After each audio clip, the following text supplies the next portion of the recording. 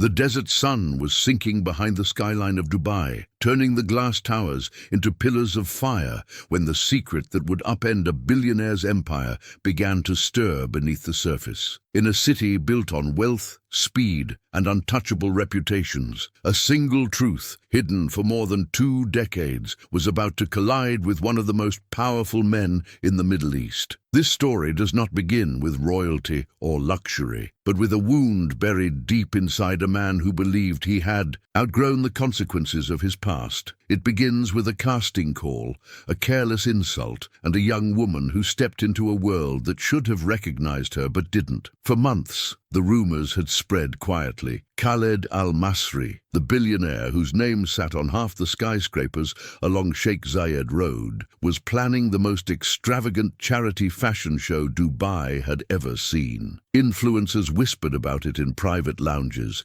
investors speculated about it in yacht clubs, and models fought for an invitation like it was a ticket to immortality. But inside the polished world of high fashion and gold-plated excess, no one expected the event to become the stage for a revelation so explosive it would fracture an empire, expose a betrayal, and rewrite the life story of a young woman who only wanted to survive another month of rent. What unfolded inside that gleaming ballroom, what began as a simple audition, would grow into a war between ego and truth, power and vulnerability, father and daughter. It would unravel a lie wrapped in silk and silence, and as we peel back each layer of this story, block by block, you will witness a transformation so human, so painful, and ultimately so redemptive that by the time the final curtain falls, not a single person in this tale will walk away unchanged. The moment Lila stepped into the ballroom, she felt as if the air itself rejected her presence. Crystal chandeliers hung like inverted galaxies, scattering shimmering constellations across the polished marble floors, but none of that beauty softened the stares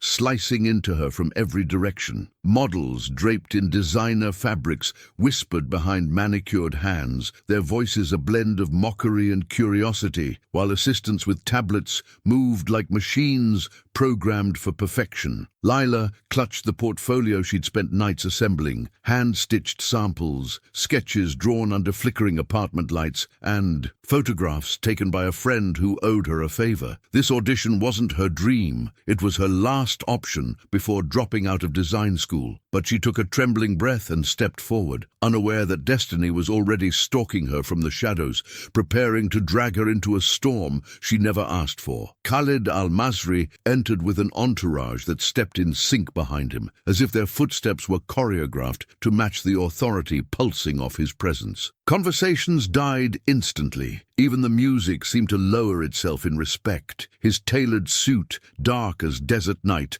was cut with the precision of a man who tolerated nothing imperfect. As he walked past each model, nodding or dismissing them with minimal effort, his cold gaze fell on Lila's handmade dress, a simple cream fabric folded into soft pleats, stitched with care rather than money. The room felt like it exhaled in anticipation. Khaled paused, tilted his head, and with a voice dripping with disdain, released a verdict sharp enough to echo off the walls. "This," he said, gesturing at her with a flicker of disgust, "is exactly the type of girl who comes here expecting wealth to fall into her lap. Gold-digger ambition wrapped in cheap cloth." Gasps rippled, and Lila felt the weight of 100 eyes crushing her dignity. Her cheeks burned, her eyes stung, yet something deep within her refused to shatter. Lila straightened her posture, the humiliation twisting into a quiet, glowing ember of determination. She tried to speak, tried to defend the months of effort she'd poured into that dress, but her voice died beneath the laughter erupting around her. Assistants scribbled notes as if documenting her failure. Models smirked,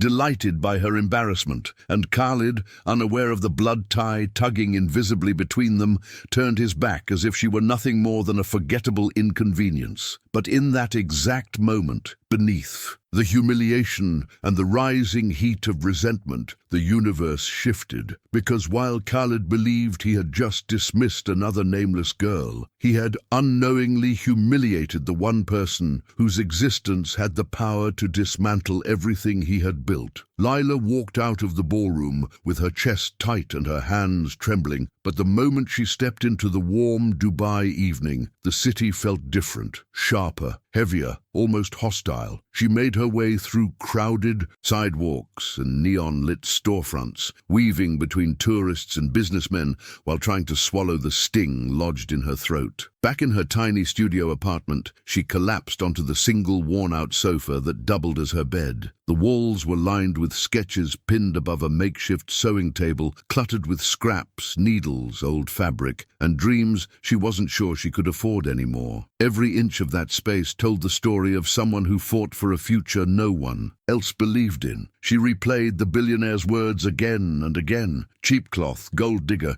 and each repetition felt like a hammer. But beneath the hurt was something stubborn, something fierce, something that refused to let his words be the final chapter of her day. Her life had never been easy. She grew up watching her mother juggle 2 jobs at a time, living in apartments that always smelled like someone else's cooking or someone else's problems. Her mother never explained who her father was, only offering vague hints and sudden silences whenever Lila asked. It created a constant ache, an unanswered question that followed her like a shadow. She longed for closure, for a name, for something that proved she wasn't just floating through life on borrowed time and borrowed luck.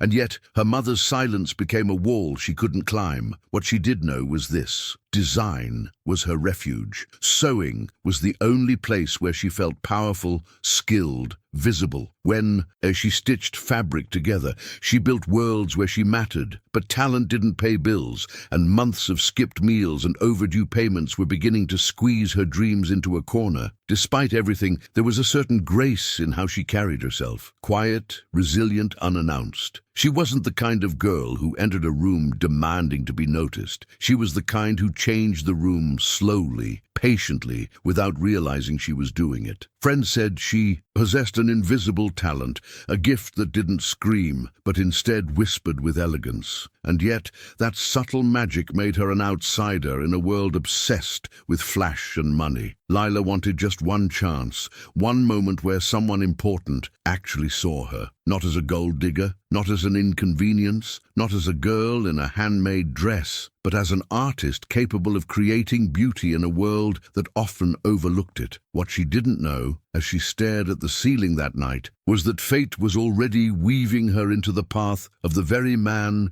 who had humiliated her. And soon their worlds would collide again, on terms neither of them could predict. While Lila struggled to fall asleep in her cramped studio, Khaled Al-Masri returned to his penthouse high above the marina, a palace carved into the sky with floor-to-ceiling windows that turned the city into a glowing tapestry beneath his feet. His home was a monument to power: imported marble, custom art, installations, rare antiques from forgotten civilizations, but none of it offered comfort. Khaled stood alone in the vast silence, staring at his reflection in the glass, seeing not the billionaire everyone feared, but the man he had spent decades trying to outrun. Somewhere in that reflection lived the younger version of himself, impulsive, arrogant, reckless with women and emotions. He had built his empire on precision and absolute control, but his past was a mess of shadows he refused to examine. Every time a memory tried to surface, he buried it under more work,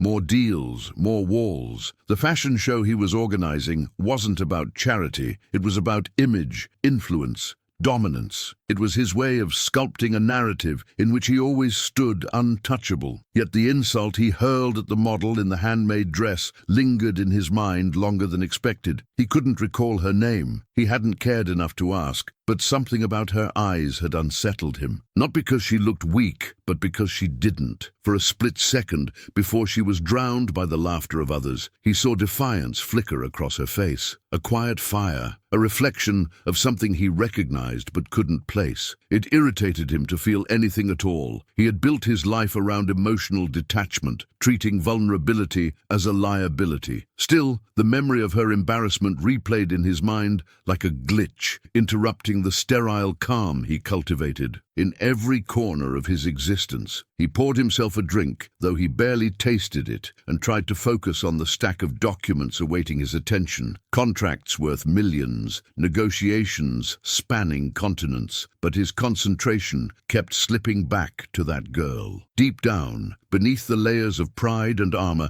Khaled carried a guilt he never admitted even to himself. A daughter he had never met, a chapter of his life sealed away with money and silence. He told people he wasn't meant to be a father, that the world moved too fast for children, but the truth was much uglier. He had walked away before he ever tried to understand what being a father meant. He didn't know if that child was a son or a daughter, if they had grown up in wealth or poverty, if they hated him or forgot him entirely, and because uncertainty made him weak, he trained himself not to think about them at all. But the universe has a cruel way of exposing what people try hardest to hide. As Khaled finally shut off the lights and allowed the city's glow to fade, he had no idea that the girl he dismissed so brutally was the very person who would force him to confront the truth he buried 22 years ago. The sun was barely up when Lila returned to her part-time job at a boutique in Jumeirah, forcing a smile as she arranged dresses priced higher than her monthly rent. Her mind kept replaying the audition like a cruel loop, Khaled's voice echoing across the ballroom, the audience's laughter,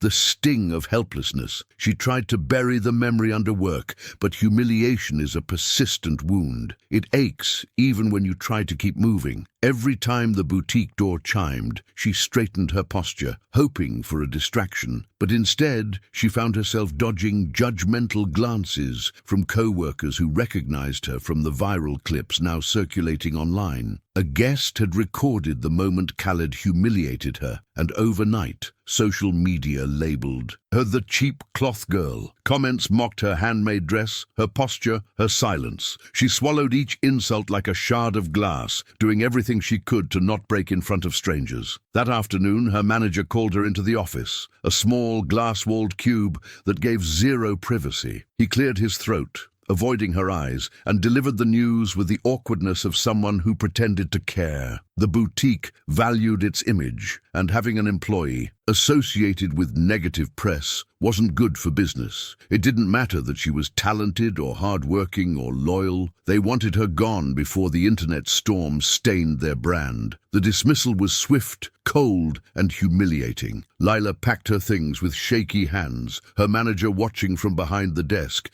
as if she might steal something on her way out. When she pushed through the boutique doors into the unforgiving afternoon heat, she felt the city press against her chest. Loud, indifferent, merciless. She kept walking, her eyes burning, until she reached a quiet alley where she finally allowed herself to crumble. Meanwhile, across the city, Khaled remained blissfully unaware of the destruction he had caused. To him, the event had been a minor inconvenience, a necessary step toward curating the perfect charity show. He moved through meetings and phone calls without ever considering the aftermath of his words. He didn't know that a young woman had lost her job because of him. He didn't know that she was sitting alone on a cracked concrete step, still wearing the same handmade dress he mocked. And he certainly didn't know that despite her tears, something deep within her was hardening, transforming pain into purpose. Because as Lila sat in that alley, hugging her portfolio to her chest, a promise formed inside her.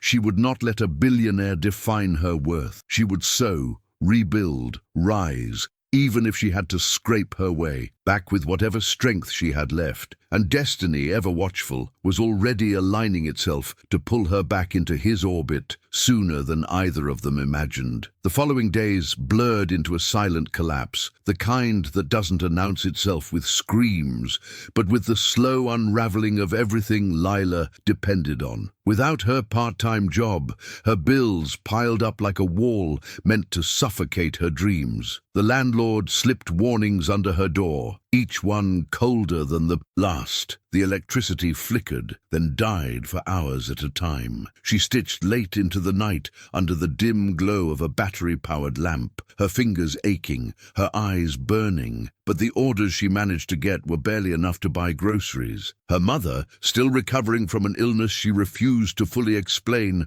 could offer only emotional support. Lila shielded her from the truth, pretending everything was fine, even as the edges of her life frayed apart piece by piece. And through it all, the viral clip continued spreading, thousands of strangers dissecting her humiliation, turning her into a punchline in a story she never agreed to be part of. One evening, after pawning her old laptop just to buy fabric, she returned to her apartment to find her landlord standing by her door with a stern expression and folded arms. He delivered his verdict with the bluntness of someone who had made this speech many times before. She had 3 days to pay what she owed or vacate the property. No leniency, no mercy, no consideration of her situation. The moment he walked away, she leaned against the door, sinking to the floor as reality finally crashed over her. Not even her dreams felt safe anymore. Her vision blurred with tears as she looked around the room. The sewing machine she inherited from her mother, the sketches taped to the wall, the fabric scraps she had poured her soul into. Everything she loved, everything she had built, felt like it was slipping out of her reach. She curled her knees against her chest, fighting the crushing sense of failure that wrapped around her like a cold fog. Meanwhile, across the shimmering skyline, Khaled moved through his empire with the confidence of a man who had never known scarcity. He signed deals worth millions, reviewed architectural plans, attended dinners where every guest fought for a moment of his approval. He operated in a world insulated from consequence, where problems could be solved with money, silence, or influence. But even in his success, there was an emptiness that stalked him during quiet hours. He could ignore it, but never outrun it. And though he had forgotten the girl from the audition, fate had not forgotten him. The fall Lila endured was drawing her closer to the path she was destined to cross again. And when that moment came, it wouldn't be as a timid girl in a handmade dress, but as someone forged by hardship and ready, whether she knew it or not, to challenge the man who unknowingly shattered her life. On the night her eviction deadline loomed, when the weight of everything she had lost pressed hardest on her chest, Lila sat on the cold floor of her apartment surrounded by half-packed boxes. The silence felt absolute. No electricity, no hum of machines, just the sound of her own heartbeat echoing in a room that no longer felt like home. She held a spool of thread between her fingers, gripping it like an anchor as questions clawed through her mind. How much more could she lose? How much further could she fall? She was seconds away from breaking when her phone vibrated with an unfamiliar number. For a moment, she considered ignoring it. She didn't have the energy for another bill collector or mocking message from a stranger online. But something, intuition, fate, desperation, made her swipe to answer. And the voice on the other end froze her breath mid-air. "Miss Hayes," the assistant said, using a tone reserved for important clients, "Mr. Khaled Al-Masri personally requests a meeting with you tomorrow morning." For a moment, the world stopped. She thought it was a cruel prank, another wave of humiliation disguised as opportunity. Her mind raced. Why would the billionaire who publicly insulted her want to see her? Did he want to apologize, threaten her, bribe her into silence? The assistant's voice continued, explaining that transportation would be arranged, that the meeting was confidential, and that she would be compensated for her time. But none of those words registered fully. All Lila could hear was the echo of his dismissive voice from the audition, layered now with the impossible truth that he wanted her attention. Her stomach twisted with equal parts dread and disbelief. She almost hung up, but she needed the money, needed the chance, whatever it was, to regain control of her life. So she took a shaky breath and agreed, even though her instincts screamed that this meeting would change everything. After the call ended, she stared at her reflection in the darkened window, barely recognizing the girl looking back at her. What could Khaled possibly want? She replayed every moment from the audition, searching for clues, but nothing made sense. Still, beneath her anxiety, a spark of determination lit within her, a stubborn flicker of courage born from the ashes of everything she had already endured. If the man who ruined her life wanted to see her, then she would go, not as the scared, silenced girl he mocked, but as someone who had nothing left to lose. She didn't know that on the other side of the city, Khaled was pacing his penthouse with a restlessness he couldn't explain, driven by a discovery that had shaken him to his core. And tomorrow, when their eyes met again, the ground beneath both of them would begin to crack. The next morning, Lila arrived at Khaled's private headquarters, a glass monolith piercing the sky, guarded by men in suits whose expressions never changed. She stepped through the revolving doors with her heart pounding like a warning drum. The lobby was built to intimidate, towering ceilings, polished stone, and a silence so precise it felt engineered. An assistant guided her into a private elevator that soared upward without a sound, as if lifting her into another world altogether. When the doors opened, she found herself standing in Khaled's personal office, a sprawling space with panoramic views of the city he practically owned. Khaled stood by the windows, looking out over Dubai like a king surveying his empire. But when he turned toward her, there was something different in his eyes. Not softness, not remorse, but a kind of reluctant urgency she didn't recognize. He gestured for her to sit. His voice, usually a cold blade, was steadier now, controlled, but carrying a weight he couldn't entirely hide. He told her that after reviewing the footage of the audition, he realized she had an exceptional eye for design, that her handmade dress had a structural elegance rare in the industry. The words felt hollow, as if rehearsed, as if he was forcing himself to acknowledge her talent. But then he revealed the real reason he summoned her. The lead designer for his charity fashion show, the one responsible for the event's entire creative vision, had quit unexpectedly after a scandal. The show was in chaos. Sponsors were threatening to withdraw. The press was circling like vultures. He needed someone with authentic craftsmanship, someone who understood fashion from the ground up rather than from a pedestal. And somehow, impossibly, he had decided that someone was her. Lila could hardly breathe. The same man who humiliated her publicly was now asking her, almost pleading with her in his rigid, prideful way, to save his reputation. But beneath his words, beneath his forced professionalism, there was something else, a tension he couldn't mask. He kept glancing at a folder on his desk, his fingers tapping its surface as if it contained a truth he didn't know how to reveal. Lila noticed those small details, the way he avoided meeting her eyes for more than a few seconds, the stiffness in his shoulders, the faint quiver of uncertainty behind his authority. And she realized something shocking. The billionaire wasn't just desperate. He was nervous, not of her, but of what he needed from her. A man like Khaled Al-Masri never asked for help unless the ground beneath him was already crumbling. What she didn't know, what he could barely understand himself, was that earlier that morning he had uncovered a document linking him to a child born 22 years ago. A child with the last name Hayes. A child who might very well be sitting across from him, silently judging the man who ruined her life. Lila sat across from Khaled with her back straight, her hands resting calmly in her lap. But inside, her chest, a storm churned with force. She listened to his proposition, his calculated tone, his careful wording, all designed to mask the fact that he was no longer in control. The irony tasted sharp. The same man who mocked her in front of an entire room now needed her skill to rescue his reputation. This time, she did not shrink. She did not second-guess herself. She let the silence stretch just long enough to make him uncomfortable, watching as his jaw tightened ever so slightly. It was a small shift, almost imperceptible, but enough for her to understand something vital. He was not used to being questioned. He was certainly not used to being evaluated by someone he had already classified as beneath him. And yet, here he was, waiting for an answer from the girl he had humiliated. Lila inhaled slowly, steadying her voice,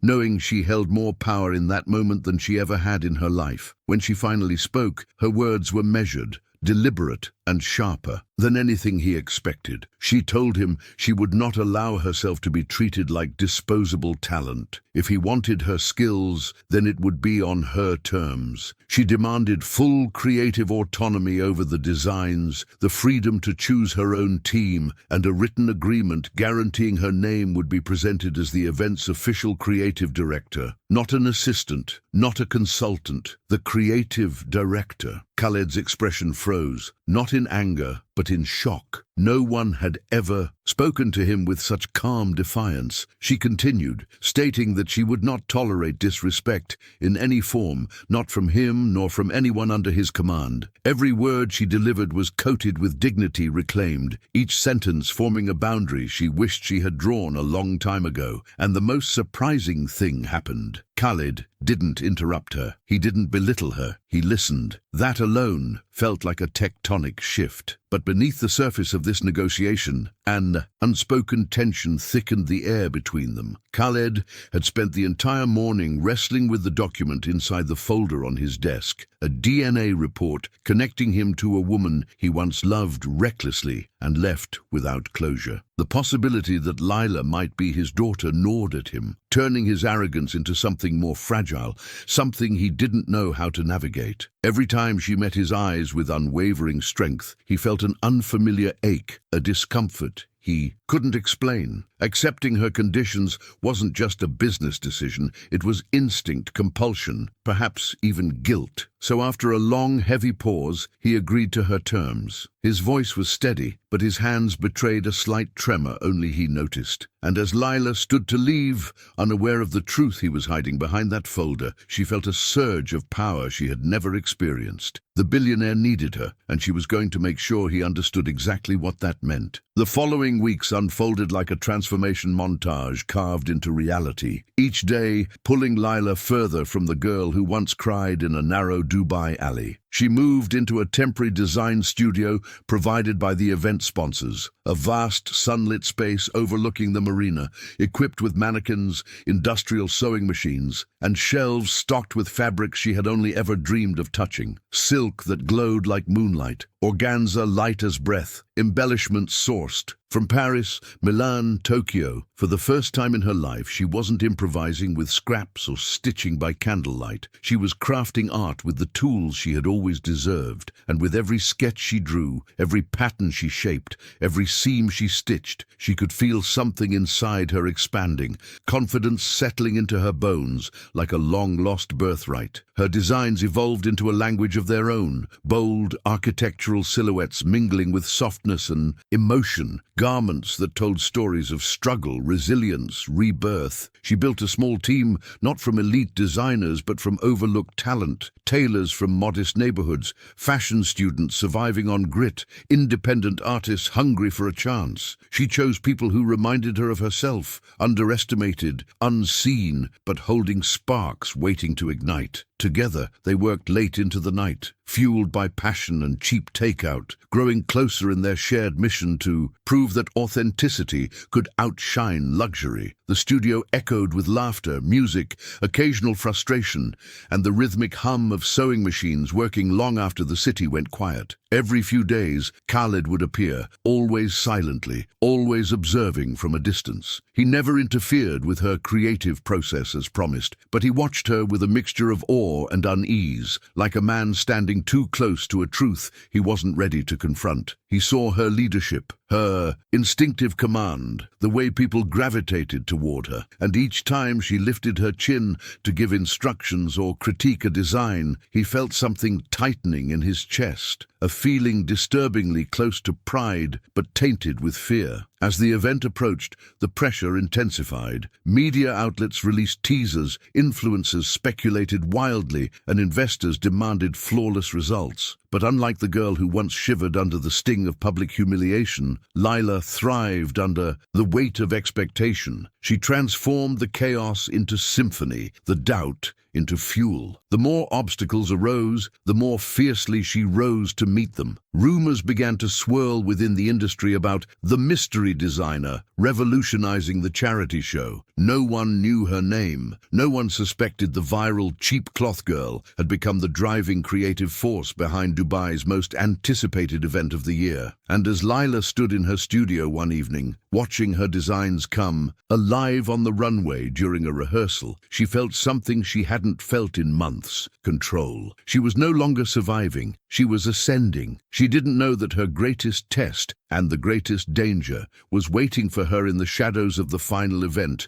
ready to strike when she least expected it. The night of the charity fashion show arrived like a storm wrapped in velvet. The venue, an expansive glass dome constructed beside the water, glowed beneath the Dubai skyline, reflecting thousands of tiny lights like a constellation pulled down to earth. Luxury cars lined the entrance, cameras flashed in rapid bursts, and the world's most influential figures stepped onto the red carpet draped in designer gowns and tailored tuxedos. Inside, the air vibrated with anticipation. A circular runway spiraled through the center of the hall, surrounded by towering LED screens ready to illuminate Lila's creations in ways she had only dreamed. Everything she had fought for, everything she had lost and rebuilt, came to a head under those shimmering lights. Standing backstage with her team, she took a breath deep enough to hold the weight of her entire journey. This was not just a fashion show, it was the arena where she would reclaim her dignity. It was the place where the world would finally see the artist she had always been. Khaled arrived moments before the show began, dressed in a suit sharp enough to cut through the crowd. From his elevated VIP balcony, he surveyed the room with an expression carved from stone, but beneath his composed exterior, a battle raged. The folder he kept hidden now lived in his mind at all hours. The DNA results, the probability percentages, the name Hayes repeating like a haunting whisper. Every time he caught sight of Lila working backstage, fire in her eyes, authority in her posture, something inside him twisted painfully. He tried to push the thought away. The timing was too explosive, the consequences too vast. But he also knew the moment the show ended, the truth would demand to be acknowledged. Tonight, however, he needed to maintain control. Investors, royalty, and global press depended on this event being flawless. If Lila failed, he failed. If she shined, he shined. Their fates were now tangled in ways neither had intended.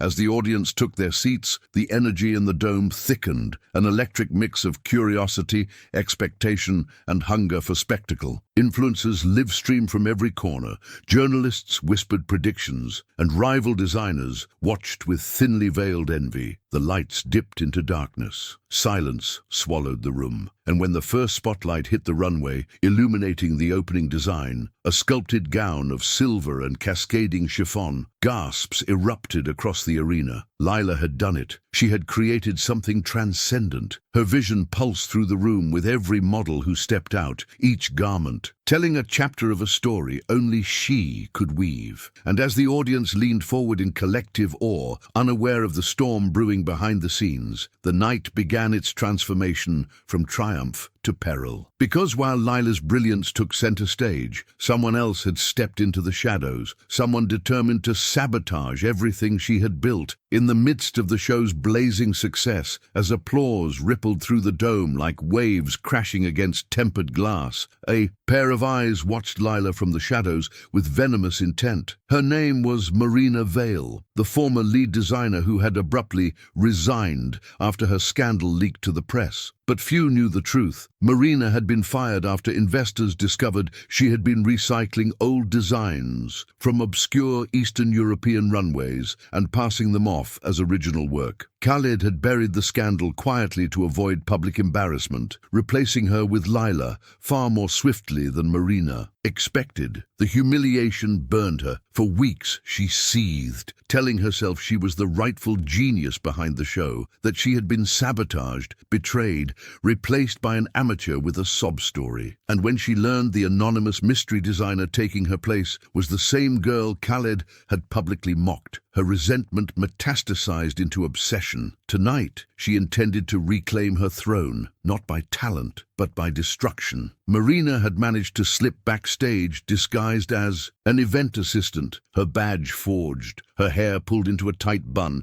that distorted her usual glamorous persona. She moved with the precision of someone accustomed to deceit, weaving through stylists, models, and technicians like a phantom. As she approached the accessory station, her fingers trembled, not with fear but with anticipation. She reached into her bag and withdrew a small vial of clear adhesive mixed with a chemical compound capable of eating through delicate fabrics when heated by stage lights. All she needed was to apply it to the final garment, the showstopper gown reserved for the grand finale. The gown wasn't just beautiful, it was a masterpiece of Lila's craftsmanship, constructed over sleepless nights with hand-beaded lace and structural pleats that symbolized rebirth. Destroying it meant destroying Lila's credibility, her future, and her moment of triumph in front of the world. Marina's pulse quickened as she lifted the vial, her eyes locked on the shimmering garment that represented everything she thought she deserved. But sabotage leaves traces, small, easily overlooked things,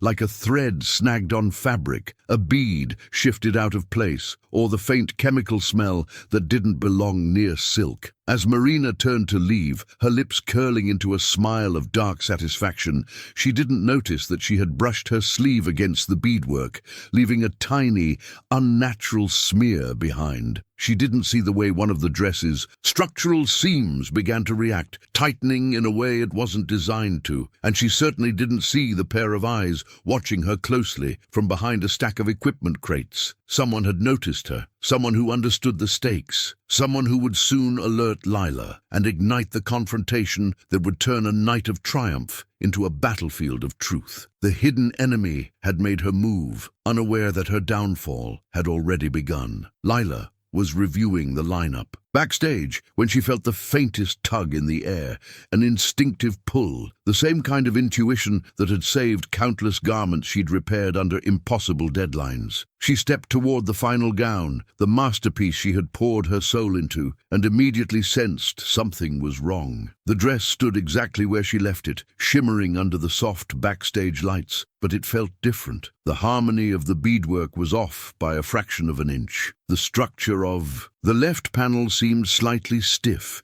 too rigid to be natural. As she leaned closer, her breath caught in her throat. There, hidden beneath the delicate lace near the hip, was a faint chemical sheen, a subtle shimmer she recognized from years of working with adhesives. But this wasn't fabric glue. This was corrosive. A single moment under the intense runway spotlights would cause the dress to warp, tear, or collapse entirely on the model wearing it. And with hundreds of cameras trained on the stage, the disaster would be televised worldwide. Her masterpiece would become her downfall. Her heartbeat thundered as she examined the tiny smear, marring the beadwork, piecing together the puzzle with terrifying clarity. Only someone who knew the industry would think to sabotage a garment so precisely, someone vindictive enough to target her greatest creation. And then she heard it, the whispered voice of a young stylist, trembling as she approached. The girl confessed that she had seen a woman backstage earlier,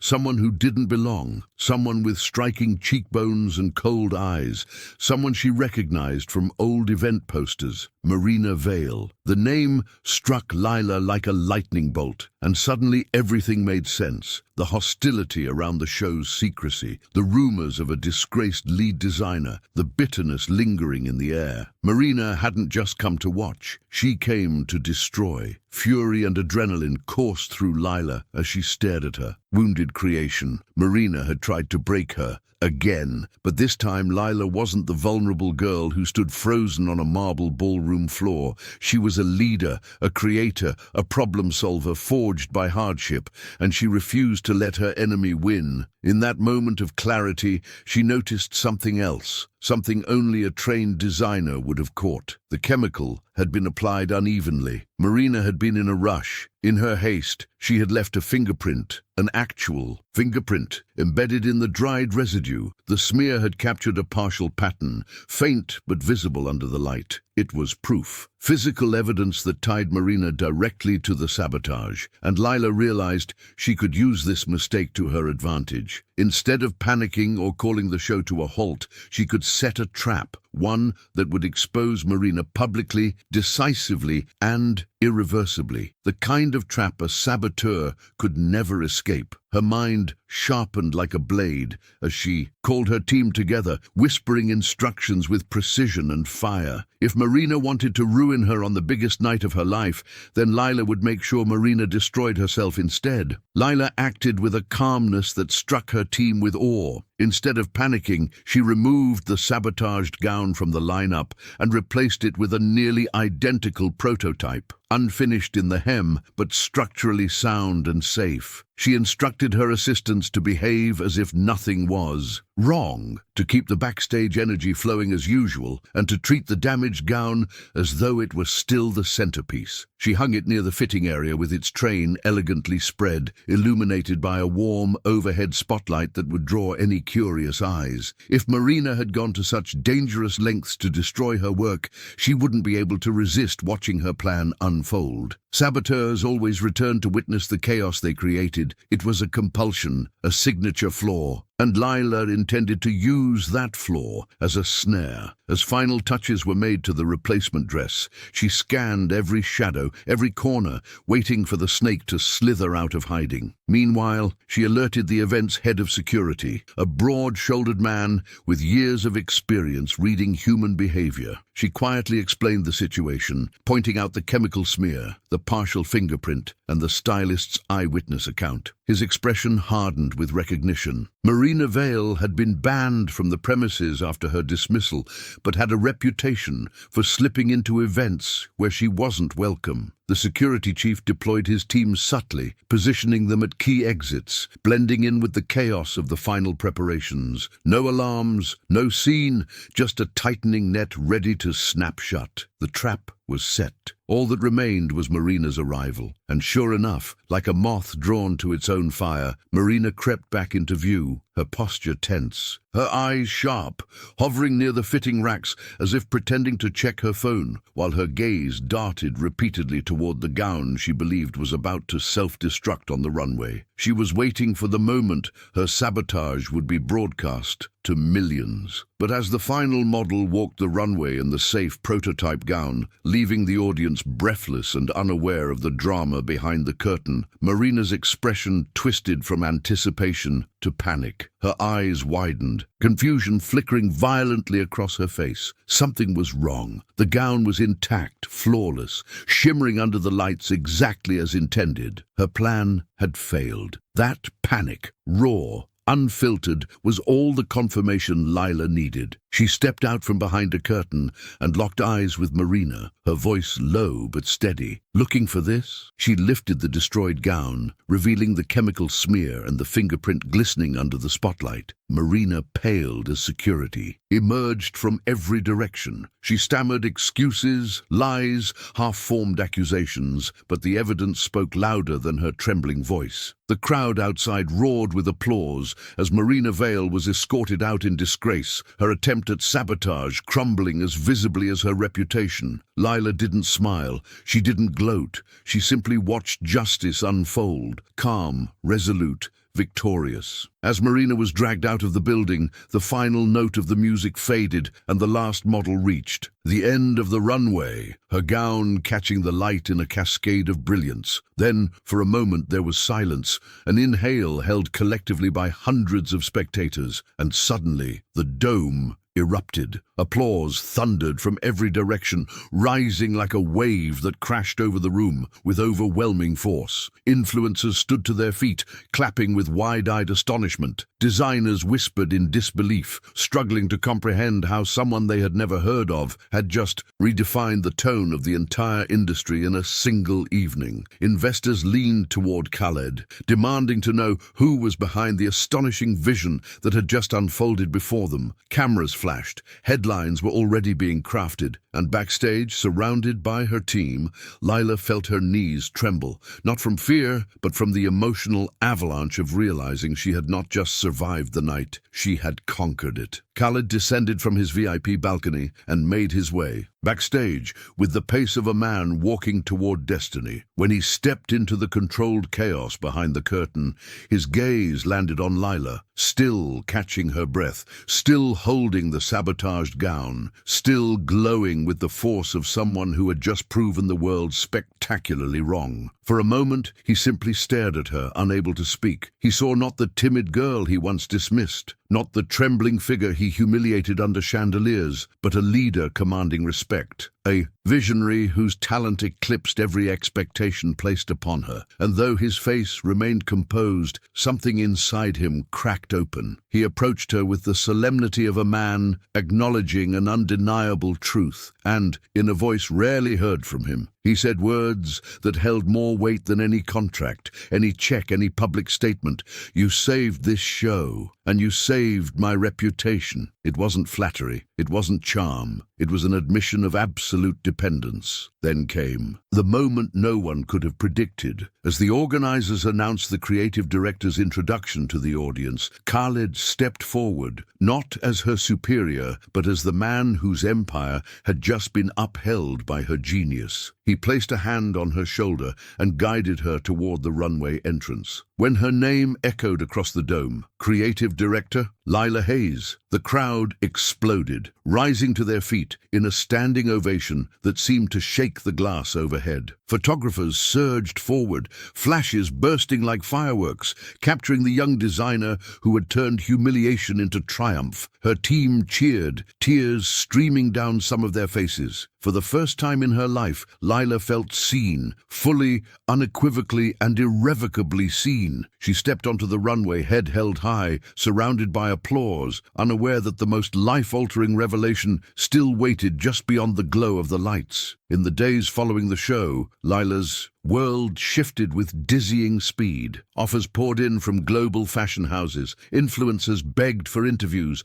journalists fought to secure exclusives about the unknown genius who stunned Dubai. But despite the whirlwind, despite the sudden fame gnawing at her routine like a tidal wave, she returned home, to the same cramped studio apartment she once feared losing. Only this time, she didn't enter as a girl on the verge of eviction. She walked in as a woman who had reclaimed her worth. The landlord who once left threatening notices now greeted her with awkward politeness, stammering apologies, and offering a renewal contract she didn't need anymore. Neighbors who barely noticed her existence congratulated her with proud smiles, and when her mother opened the door, eyes full of worry, confusion, and hope, Lila stepped forward and embraced her with a relief so deep it felt like a lifetime exhaled. She wasn't returning in defeat, she was returning in triumph. Her mother listened in stunned silence as Lila told her everything: the humiliation, the job loss, the offer from Khaled, the sabotage, the victory. Pride shimmered in her mother's eyes, but so did something else: fear. Lila noticed the tremor in her mother's breathing,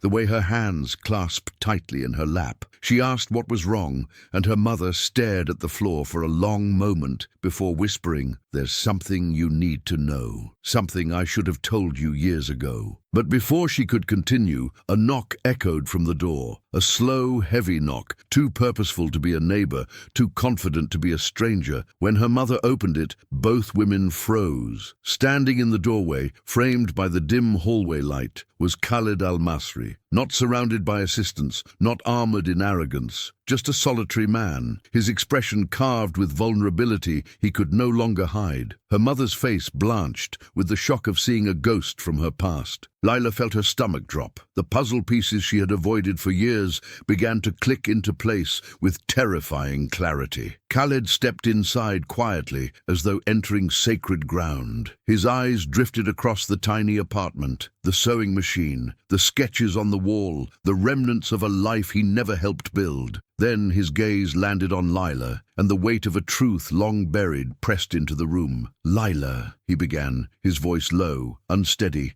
stripped of all the power he wielded so easily in boardrooms. "There's something I must tell you." Her mother tried to speak, but Khaled gently raised a hand, not to silence her with authority, but with shared pain. He revealed the results of the DNA test, the timing, the doubts, the guilt that had resurfaced when he saw her at the audition. Every sentence felt like a blow to Lila's chest. Her world didn't crumble the way it once had. It shifted violently into a new shape she wasn't prepared for. The man who humiliated her, the man who destroyed and then resurrected her career, the man she had unknowingly worked beside for weeks. He wasn't just a billionaire, he wasn't just an antagonist, he was her father. For a long moment, no one breathed. The room felt unbearably small, as if the truth itself was pressing against the walls. Khaled stood in front of Lila with the posture of a man stripped of every shield he had ever worn. The arrogance, the intimidation, the icy composure, all of it had evaporated. In its place was something raw and deeply human. His voice trembled as he spoke, and Lila realized she had never heard it tremble before. He told her about the reckless youth he once was,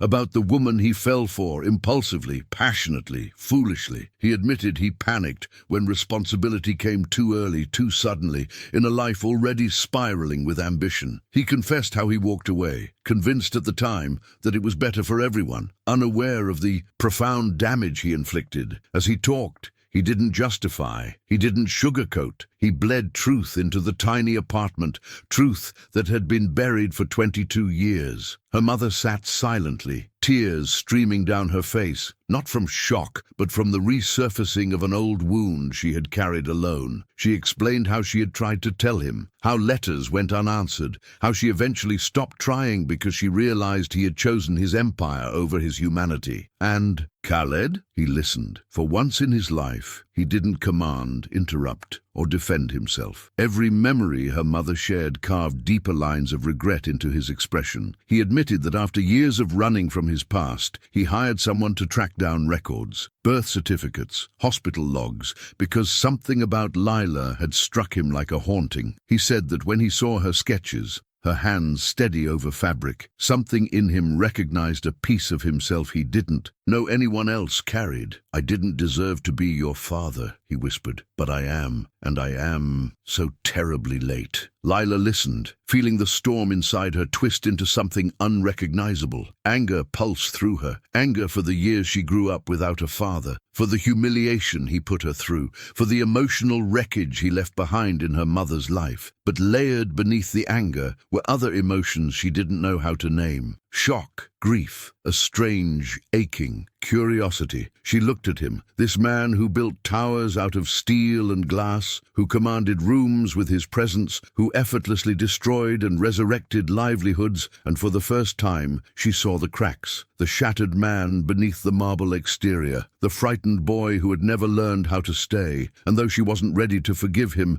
something in her heart softened, just enough to let the truth settle instead of breaking her. Khaled lowered his head, not asking for acceptance, not expecting forgiveness, just waiting silently for whatever judgment she decided to give. The silence that followed was heavy enough to bend the air. Lila stood between the two people whose decisions had shaped her life in ways she had never understood until now. She looked at her mother, exhausted, tearful, relieved yet trembling, and then at Khaled, who waited with the stillness of a man awaiting a sentence he knew he deserved. Her heart throbbed with 1,000 emotions: betrayal, anger, confusion, compassion, and an unexpected spark of possibility. She inhaled slowly, steadying herself. For the first time in her life, she had leverage, not against a billionaire, but against a man desperate to repair the damage of a lifetime. So when she finally spoke, her voice didn't waver. She didn't ask for money or status or favors. She asked for something far heavier. "If you want to be in my life," she said, "then you won't start with me. You'll start with her." She gestured toward her mother. "You abandoned her first. You left her carrying everything alone. If you want any chance at reconciliation, you'll make sure she never carries anything alone again." The words hit Khaled with the force of a collapsing tower. He blinked, stunned, not because she demanded too much,